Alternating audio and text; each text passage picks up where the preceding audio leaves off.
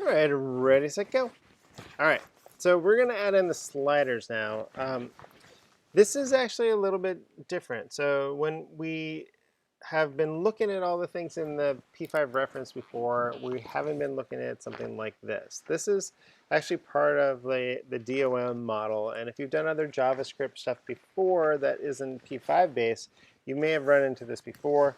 These objects are set up in a way that they can be used in this DOM, document object model kind of format.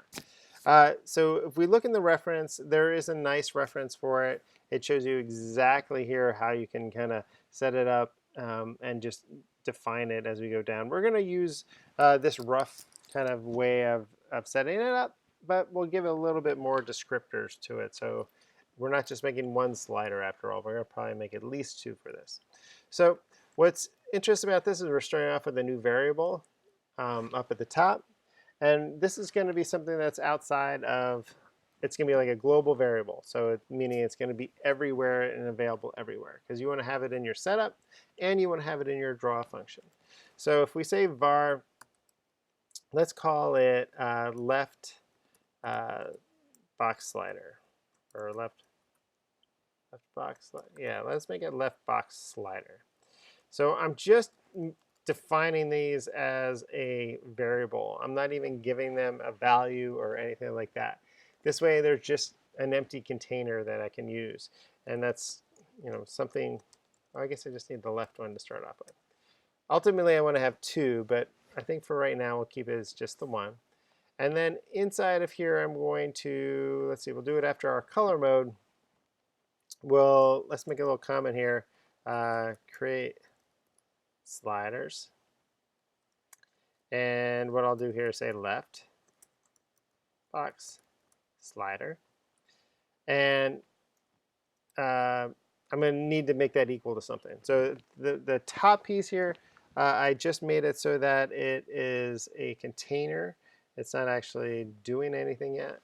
Here I'm going to set that container to be equal to one of the object models. So, and since this is in the P5 reference, it's a object that I can call and I can do something with.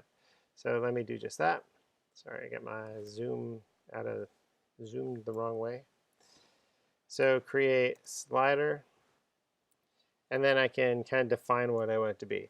So for on this one, we're going to start with 0, and we'll go to 360, because that's what that value was for the HSB command.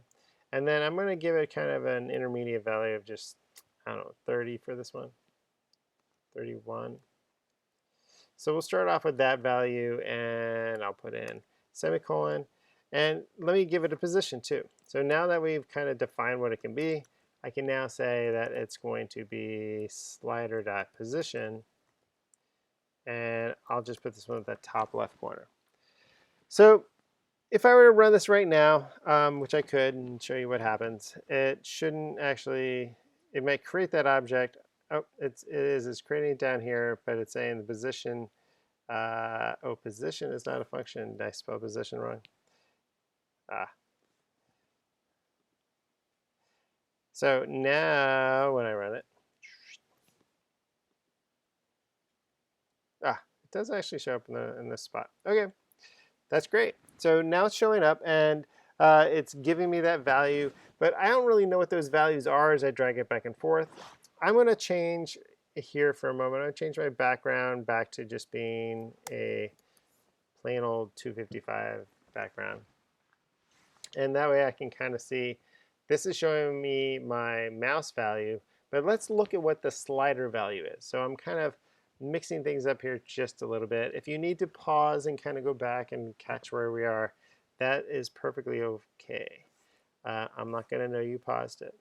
So down here inside of our draw function, what I want to have happen now is have it actually ask the slider object that's here. Ask the slider object and say, hey, what's your position? Like, where are you on your scale of 0 to 360?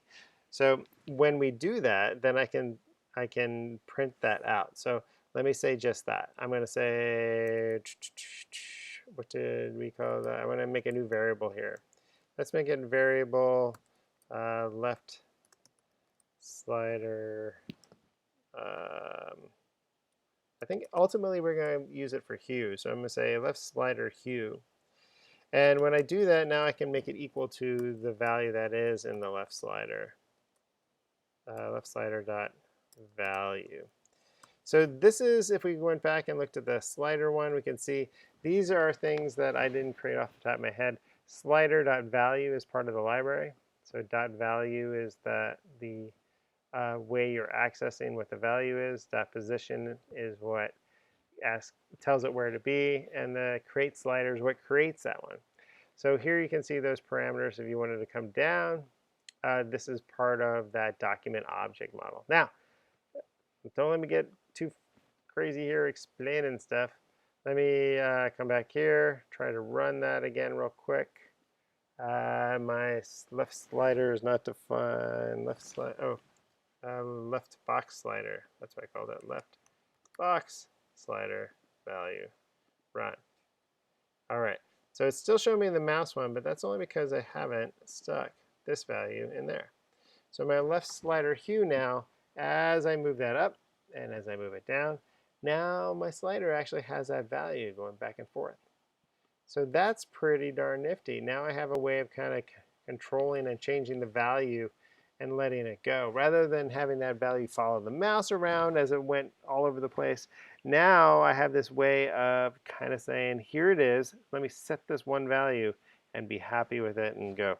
Now, for maybe an exercise, if you want to challenge yourself, you could make this be a red, a green, a blue slider, or an HSV slider, and have it affect the background that way. And that's kind of similar to what they were doing here in the example. There's an example here as it moves across.